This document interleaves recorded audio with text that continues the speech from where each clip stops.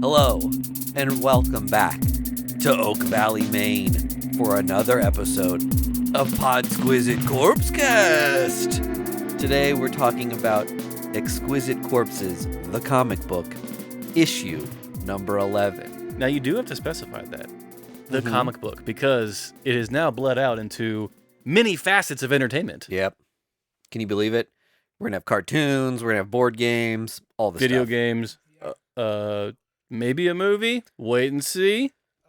God willing. We already got the podcast covered. What else? Cha-ching. True.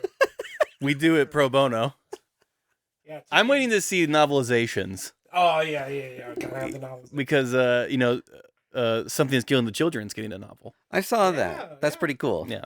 Which is like, why take all the fun out of a comic book? Have you ever Buy read pictures. a novelization of any of the nerd stuff? Yeah.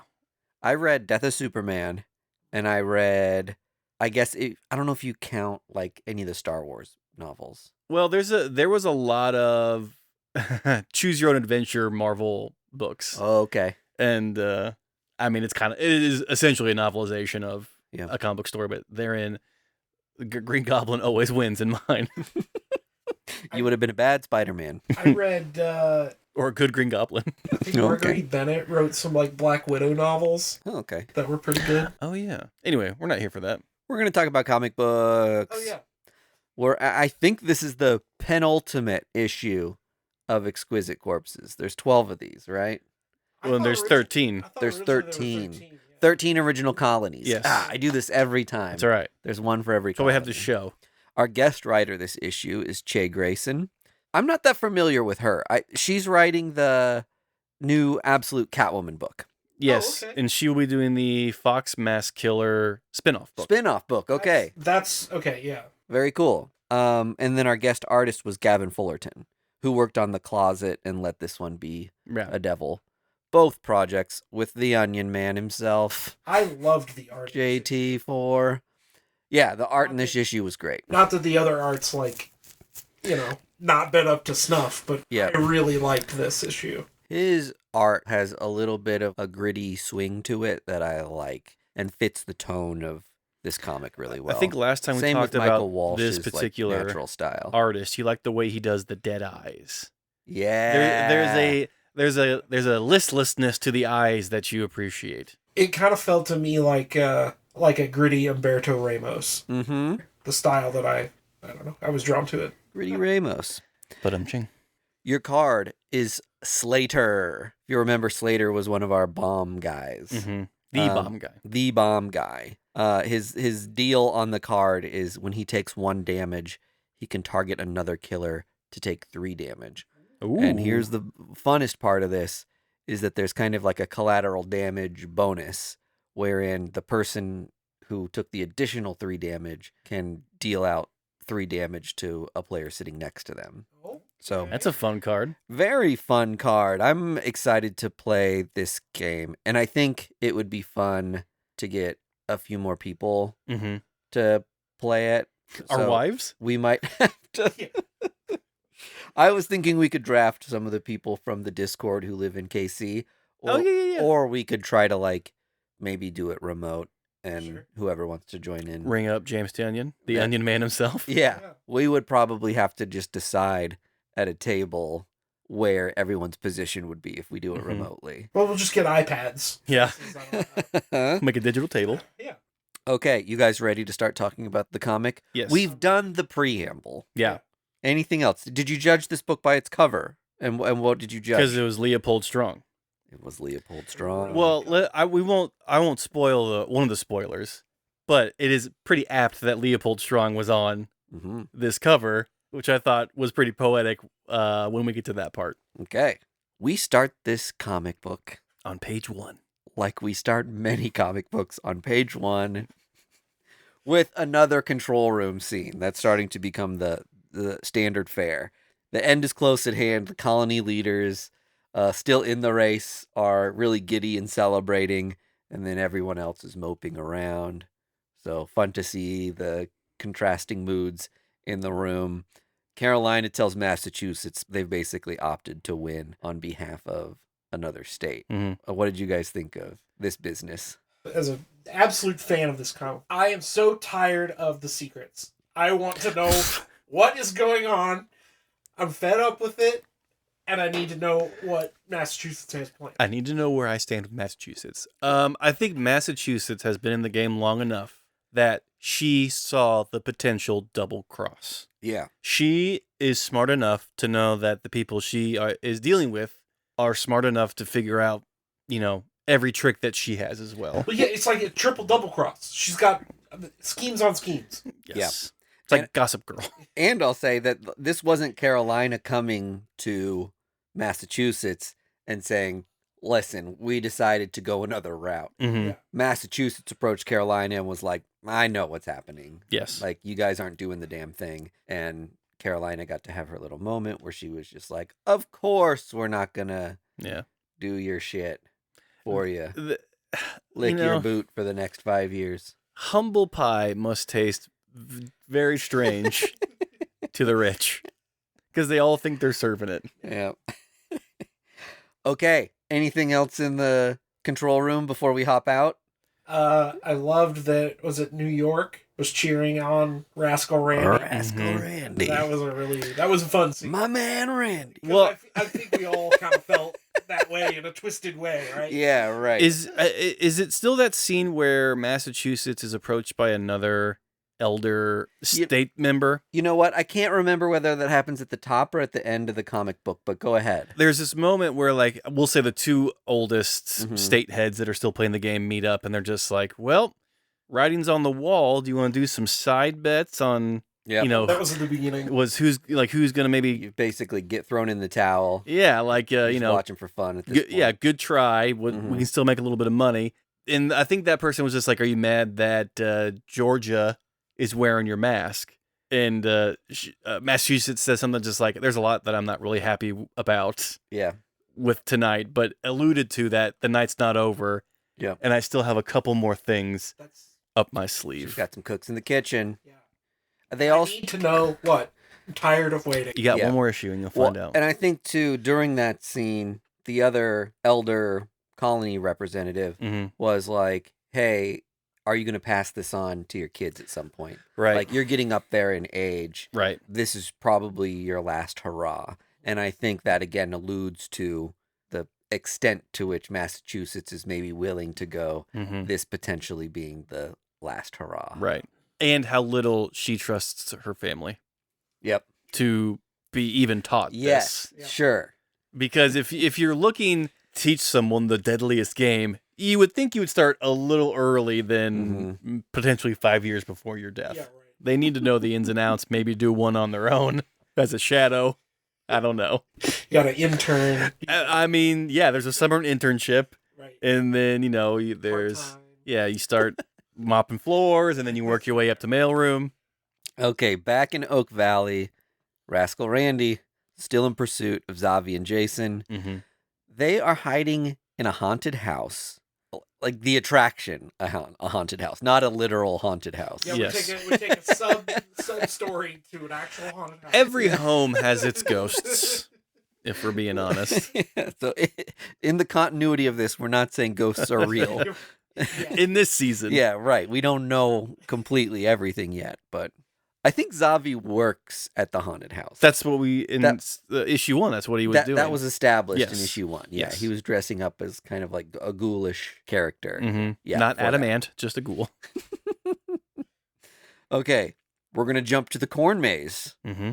Everything's going up in flames around Audrey. She's shell-shocked. Because Yes. if you remember from issue 10, she believes she has found the body of her dead son underneath Craig in the corn maze. There's a guy that's like, hey, everything's going up in flames. We got to get the hell out of here. Who tries to like snap her out of that. Yeah. Just simple town folk Yeah. helping other town folk out. I don't know if it's going to play into the end of the book, but every time we see Audrey's face in close-up, you see like a weapon or something reflected in her eyes. Did you guys notice that? The reflection of the flames was like very striking. And I think too that she's become so dead-eyed and like I think it's safe to say we've lost Audrey. yes. Yeah. She's lost everything at this point. Well, she thinks she's lost everything. She thinks she's lost everything. And you'll probably get to it with the Lady Carolina conversation that she leads into, but I don't know if I put that in my notes. I mean, it's like 5 pages. Oh, I knew I was missing something. Yeah, she's like despondent. Yeah. She's like Andy said, she's in shock. She's in disbelief. She thinks she has lost everything. I mean, imagine this scenario. There's a night where just absolute hell is happening. Yeah. She wasn't supposed to be at work. No, she saw her deadbeat boss get dismembered. So that's a plus. Mm-hmm. That's in the black. Then she got caught up in a tripwire trap. She thinks her son's dead. Yep. Lady in a fox mask is helping her out. It's important to remember how many characters Audrey has interacted with. How many of the murderers? Yeah. I think she's crossed paths connection with about 50%. I think more than any other non-killer character. I think she far. She saw the van explode too, right? Yes, she was there because she was there with Pretty Boy. Yeah, and she has killed. Well, let's save that for later. But she has killed multiple characters. Yeah, herself. Or attempted to, yes. Yeah. Wounded or Layla Blaze, she took out. That's yes. Yeah. Oh, because she pushed her. Okay. Yeah. Yep. Sorry. Okay. Lady Carolina is emerging from the woods on her walkie-talkie with her sister, who's directing her to the congregation's cache.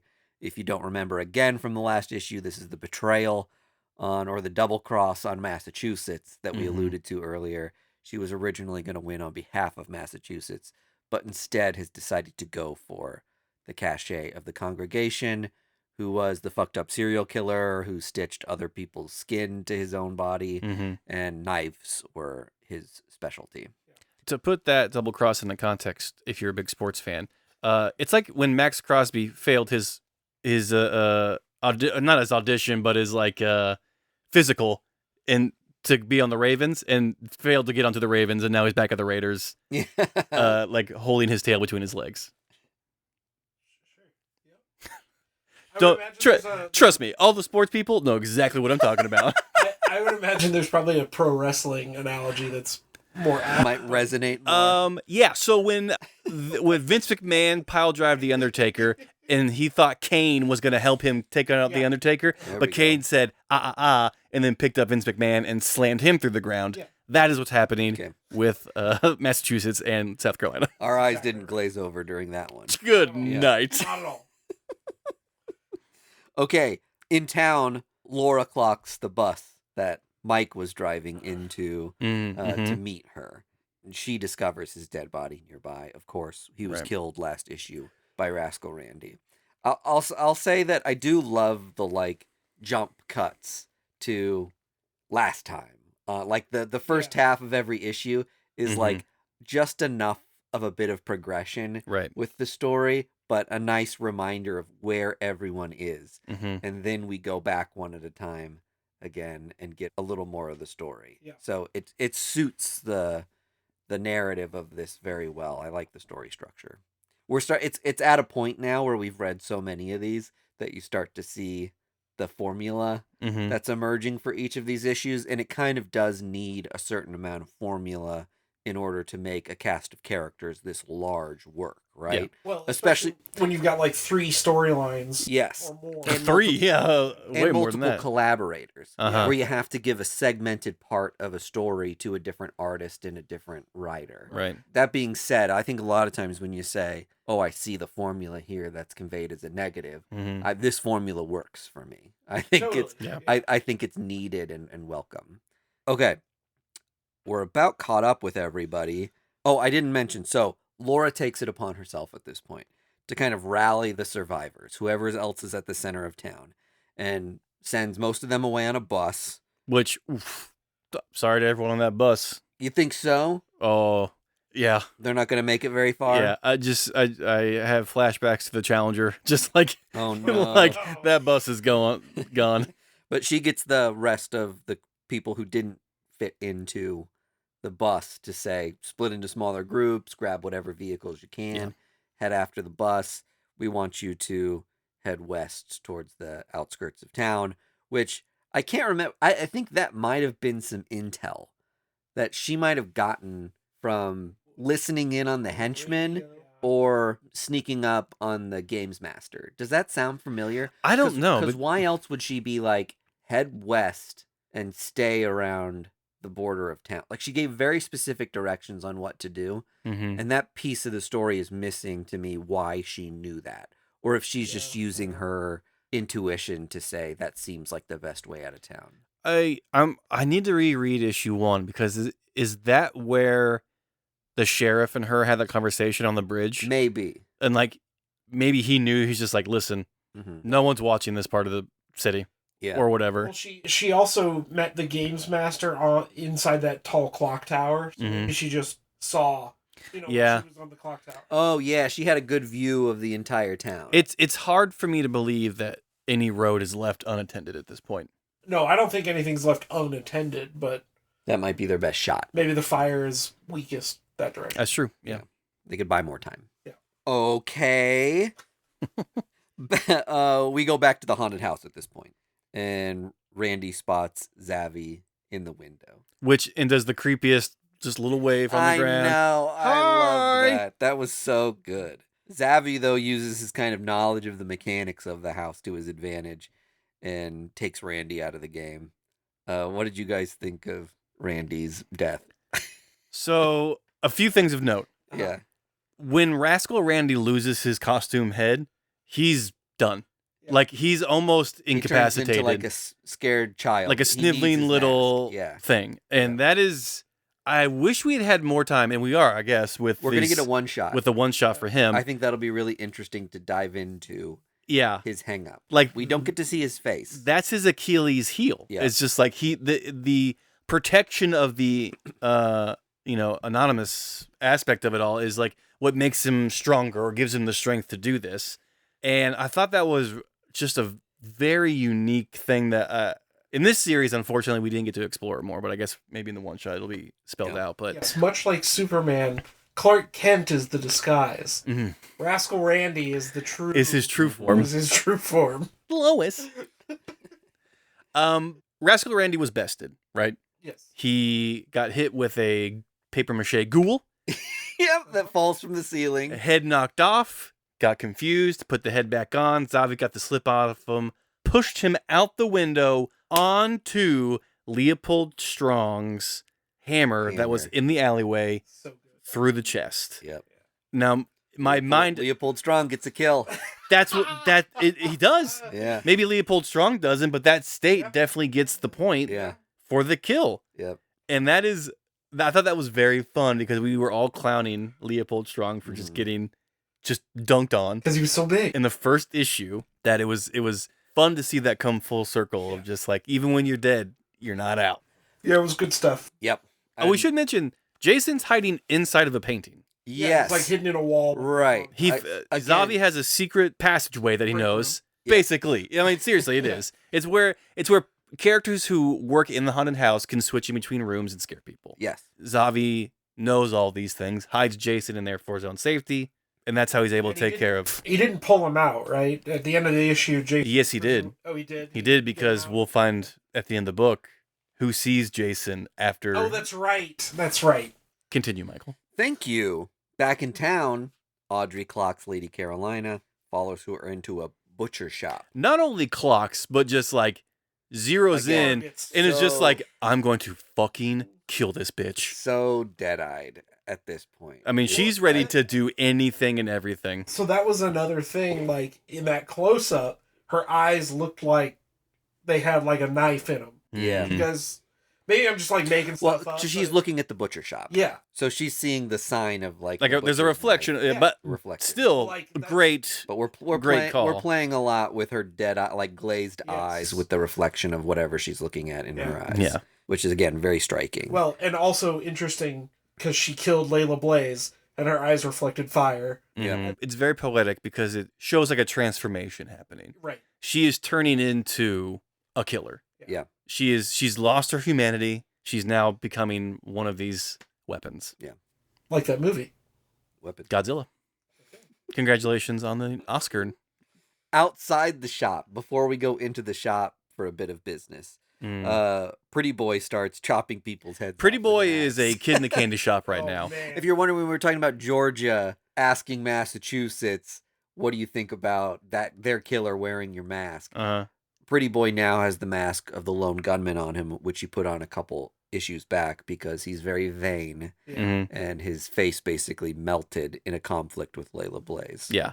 Now, it should be noted, just because he's wearing the mask does not mean he's fighting for Massachusetts. He doesn't have the weapon. He still has the weapon of Georgia. Now, Laura does have the weapon of Massachusetts still. Yes, she fires shots at Pretty Boy in this scene, who somehow dodges them all. Yeah, reflects a bullet with a axe. Well, his abs are so strong. Yeah, that's They right. bounce right. Yeah, the bullets go ooga, and I'm not harming those. That's right. It's like how that goose just flew right at Fabio on the roller coaster. Like, you're just drawn to it. The bird flew right into Randy Johnson's fastball.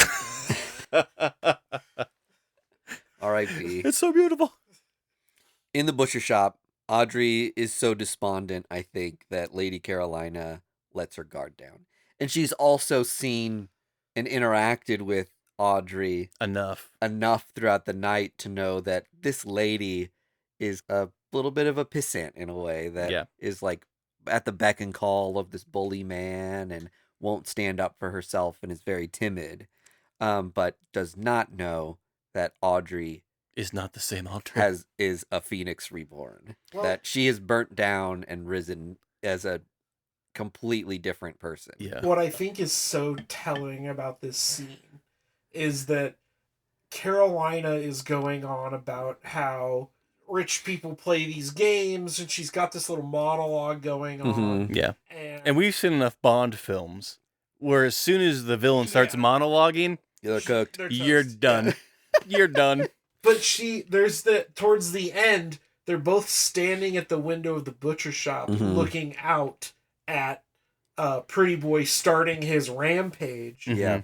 And the fact that Audrey's not freaking out about that, I think, should have been the warning sign to Carolina. Yeah. Yeah. You know? Right. Well, even in that scene, Carolina takes one of her knives and cuts Audrey down the cheek while she's talking to her, and Audrey does not flinch. Yeah. It's just kind of like, whatever fucking happens, dude. Yeah. We're both not leaving this shop. Right. And yeah, Andy, I think you're right of just like in Audrey's, not Audrey, but in Lady Carolina's little speech, she's just like, you work for us. Poor people work for rich people. You are the blood that fuels this game. And we are playing the game, and you Don't mean matter. nothing else. Audrey said something of just like, what do you mean? And Lady Carolina gets like visibly upset with that, of just like, I hate fucking explaining this to you people. Yeah, because all she says is why, right? Yeah. And she's like, you always ask why, you never ask whatever. Yeah, like it's such a power dynamic, or a perceived dynamic of just like, you're so dumb, you're so stupid, why do we have to keep explaining this to you? But really, she's being played as soon as Audrey walked into that shop. Yep. So, as we're alluding to, Audrey slips one of the congregation's knives and attacks Lady Carolina. Right in the back. Audrey then, in our next page, takes Lady Carolina through the window and finishes her with, I think, a couple shards of glass to the eye. Stabs her in the eyeballs. I think it's still eyes. 2 knives. She grabs two more knives. I wasn't sure if it was shards of glass or 2 knives. So she stabs her in the back. Lady Carolina goes, what the fuck is happening? Yeah. While she's doing that, Audrey runs, grabs 2 more knives, jumps through the window with her, and then it's a knife in each eye. Yep. And right before she dies, you get a little bit of like Lady Carolina saying, "Oh shit, I didn't know you had it in you." Oh no. Like almost like I'm proud of you. Yeah. Yeah. Yeah. Sure. Something of just like, oh, there you are. Yeah, it's right. And that's the thing. When they both were like looking out, that felt like the moment where like the torch was passed. Yes. Yeah. You know? Yeah. Yeah, it's like when you see like Anakin, but like there's like half of Darth Vader in the mirror. You're like, oh, there's the monster that he's supposed to be. Exactly. Right there. Yeah. Not from a Jedi. But it's not a happy or fulfilling moment for long for Audrey, because right to her right Yep. After her righteous kill, she turns and sees her son and Zavi. Yeah, and you can almost see it. Well, you can see it wash over her of just like, what have I done? One, I just killed someone, and I did it in front of my son. Yeah. My son's alive. Yeah. Now it's just like, what's that going to do to him now? Like I can imagine what have I become? There was truly a what have I become moment. Yeah, I can't imagine the rush of every emotion. She's a full-on different person now. Yeah, she has like committed to the idea of loss. Yeah. And has like hey, people grieve differently. Forced has just been like bludgeoned through the grieving process in like the manner of a knight. Yeah. And while still being in survival mode. Yeah, right. Came out the other side and then sees her son. Like, brutal scene. A panic attack doesn't even begin to describe. So many cool scenes. I say cool, but like important. This is powerful. It's horrific, but it's a very striking scene. This especially, and then I think the whole set piece with the haunted house and how much like setup that took to tease for us early on that Zavi's super aware of this haunted house, and then use all of its like little tricks and contraptions to play to his advantage. He really Scooby-Doo's it against this. Oh yeah, yeah, like horror movie, relentless Jason type killer. Was just like so fun, and it's such a good setup and good idea that you're almost like, I can't believe that the payoff of that is like 5 pages at the tail end of this comic book. Yeah. For a lot of writers, I think that would be the concept of the entirety of the comic. Yes, like you'd have a 4-issue arc that was just using the haunted house to your advantage. Sure. Very cool idea. And it's crazy that in this book, I think we'll get to it when we get more to the end. This may be top 3 Exquisite Corpses issues for me. Oh, yeah, totally. This paid off in ways that I was not expecting. Things happened in here that I was honestly shocked to see. And just the way that we treat the deaths of these killers is so different from each individual kill in this particular issue. Like the Rascal Randy one felt kind of fun, kind of campy. Like when you attach a safe to Jason Voorhees and he drowns, you're just like, oh, thank God, like that son of a bitch is finally dead. But like when Lady Carolina dies, she's been grounded by her sister, who's like afraid for her life the entire time. Well, and then you get the juxtaposition of her just like her sister vomiting in the control room of just like realizing what's happening. And even Audrey killing her is rough because like your family's right next to you. Like the vindication is different. Does that make sense? Like it seems more. Well, there's a sense of relief in that there's one less killer. Yeah, but it's not. But at what cost? It's not satisfying. It's like that old adage where if you murder a murderer, there's still the same number of murderers in the world. Yeah, right. That's the kind of feeling you get. Yeah, where like, yeah, you've taken out the threat, but at what cost? Are you fundamentally changed as a person because of it? And then there's also the psychological part of just like the veil of Jason has now been lifted. His innocence could have been intact, but once you see like your caregiver stab 2 knives into someone's eyeballs, like especially compared to the explicit care that Zavi has been given to shield him from all of this. And that is such every character. Yes. He's been shielded several times, even by Rascal Randy. Yes. Who says, that's right, we're going to pat you on the head and send you on your way. Yeah. Because you're not going to want to see the shit I'm about to do to Gamer Kid. Yeah. Right? Yes. The ones who are closest to us hurt us the multiple most. times. I would love to see Tunyon just talk about that aspect of how he handled Jason throughout the series. Yeah. It's fascinating. Good stuff. Pretty Boy uses the distraction of 2 women flying out of a window and one of them getting stabbed in the eyeballs. Yeah. It's a pretty good distraction. Meanwhile, that's just spring break in Florida. So during that chaos, he escapes into an alleyway where he runs into the Fox Mask Killer. This alleyway, I think we also see the body of Rascal Randy on the sledgehammer. So it all comes back to this alleyway. Exactly right. This is the alleyway it started. This is the alleyway it's ending in. Which is a really fun full circle kind of moment. That looks to be the end game there, right? Yep. We've got Massachusetts though. Or you go ahead. Oh, well, okay. I was gonna roll back to Massachusetts because she now has a walkie-talkie. Yes. Which I think is now attached to Audrey.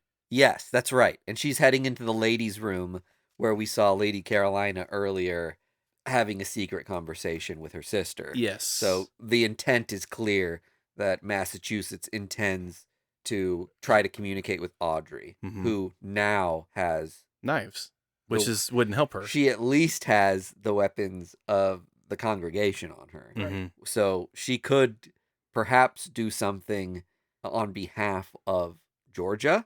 She could get the gun from Laura and do something on behalf of Massachusetts. She could pick up the hammer. She could... It's got guts on it. Collude. Does she assist... that's good. Pretty Boy or Fox Mask Killer with a gun to deal the final blow? Does Fox Mask Killer lose her sword, for example, in the next issue, giving the opportunity for Massachusetts to take... or Fox Mask Killer to take the gun on behalf of Massachusetts. I anticipate Massachusetts trying to convince Audrey to pair up with Laura and being like, it's up to you guys now to get these people out of here. Yeah. But in reality, it's just Massachusetts manipulating these two people into using the gun to take out the other two. One thing that I can't remember if we clarified on an earlier episode of Podsquisite Corpsecast. This is a comic book. Can a non-killer win the game on behalf of one of the colonies? Well, this is what we clarified, I think, 2 issues ago, where the killers are irrelevant. Yeah, it's the weapons that matter. That kills the final killer. Yes, well, not even that. It's just the last weapon standing. Whoever's holding, whatever living being, is holding the final weapon. So Massachusetts could then just draft a townsperson. That's exactly right. And kill these two people. So is Audrey, does this speak to her character? She's so far gone at this point that she's just like, fuck it, I'm going to continue to end this. Or is the final face-off Laura versus Audrey? Right? I can see so many avenues. And this is what's fun about this, of just it's Tinian time. It's Audrey being like, hearing what Massachusetts is saying and being like, no, I'm tired of being manipulated. Yeah. This is all done. Same going for Laura. Fox Max Killer could do something. I don't know. Zavi's still in play here, right? Because he's around Audrey, who we assume has the walkie-talkie. Or he's around Lady Carolina's body. Correct. Lady Carolina has the walkie-talkie on her body, we're assuming. So Zavi could be the person who gets walkied. I'm honestly thinking now that Zavi is the moral compass. He is the final girl. Sure. You know what I mean? He's the one that's meant to protect everyone and get everyone out safely. I can see a scenario where Laura loses the gun and Jason picks it up and does something. There are so many things that could happen now that it's it's so fun to think and spin our own yarns, but only the Onion Man knows what's going to be happening next. Normally I'd do a catch up at the end of the episode and give you where everyone is and who has died this issue, but we're at the end game here, right? We just have Fox Mask Killer and Pretty Boy, and then some shenanigans of Massachusetts. And everyone's in town. All the other killers are dead. Everyone is at the center of town, and none of our non-player characters, who we know the names of anyway, have died this issue. So we've got some survivors. Physically. Yeah. Yeah, right. Emotionally, spiritually. But I'll say we've got the congregation and the lone gunman's weapon both still in play. Yeah, so what weapons are still out there? It's knife, gun, sword, and then the axe? Yes. Pretty Boy's axe. Anybody can choke somebody. Rascal Randy. Randy's hands. But does he have to do it in the costume? I think the gloves. Because that was his cachet. The mascot gloves are the cachet. Oh, that's right. Yeah. So you'd have to put his costume on, which would require getting him off of a mallet. Because I think even in, Or just taking the gloves. in issue 1 or 2, the congregation even mentions, just like, I haven't found my cachet yet. I don't even know if these kills are counting because this isn't Yeah, my he's just knife. having a damn good time. Yeah, I found this box cutter. Let's see what I can do here. All right. Wow. Maybe the best episode of Podsquisite Corpsecast yet, you guys. We got one more Damn. of this season of Podsquisite Corpses. We've got 2 more. Oh, this was issue 11. Issue 11, we've got issue 12 and issue 13. And then, will we continue this podcast series for the one-shots? Maybe. I'm not going to commit to it right now, but it's a possibility, certainly. Got to. It's easy to do. Yeah.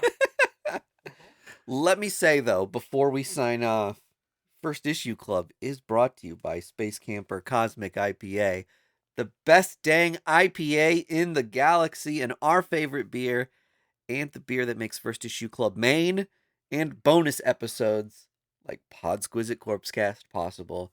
Thank you, Boulevard Brewing Company, for helping us have a dang good time. Yum, yum, give me some Dynamite Tum Tum. Space Camper IPA. It's not a beer, it's a journey. All right, guys, we'll see you next time on Podsquisite Corpsecast. First Issue Club podcast is brought to you by Boulevard Brewing Company, the people responsible for our favorite drinks, the Space Camper Cosmic IPA family of beers.